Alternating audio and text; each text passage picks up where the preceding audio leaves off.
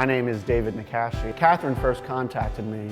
She gave me the address and I looked it up quickly because I saw that it was off 8th Street. And when I had lived here, I lived downtown, so I drove past this building down this street all the time.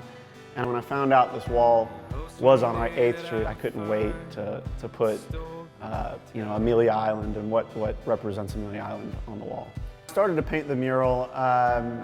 I will do kind of a rough drawing on it with chalk and kind of block it out with just very basic colors.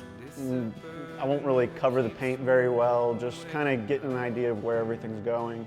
And then since we were going for realism, I layered paint, thin layers of paint, so the green would be on top of red. It may not make too much sense, but the way it comes through, it kind of gives it a little bit more realism. Sky's kind of tricky, but I just recently feel like I got the hang of it. It's just using all this subtlety. Like how you can barely see these clouds right here, and I just keep like punching them up with a little bit more white, but because I was doing blue and then, okay, white clouds and then some shadow under the clouds. It's just too harsh. They looked like objects in the sky instead of clouds. Like this way, to me, I'm not even close to done with the clouds, but they're already looking like them to me. From a distance, anyway. Thomas and Catherine were kind of looking to show the beauty of the island, which is their business. I love that Thomas took his own pictures because he's the one doing the adventures. So it's like you're looking through his eyes, and then we're putting this on the building showing Amelia Island. I got inspiration from Thomas's photography, and he almost gave me too much material. A ton of wildlife, more than I've even seen in Fernandina when I was here. Getting them in one image cohesively so it didn't look overrun with things was maybe the only challenge, but finding inspiration was not a problem. When I see an empty wall, it's not very dull. It's more exciting because there is such a detailed plan of how it's supposed to go. And people always tell me, they're like, man, I don't have the patience to do what you do, but I see it as I'm getting instant results. If I want blue on the wall, I mix up some blue and put it on the wall, and the whole painting may not be done, but blue is on the wall. And that keeps me going. So then once one part's done, then I can't wait to get into the next part. It's looking awesome so far. Marshes I'm used to. And all this reflective stuff, it's gonna look really sharp.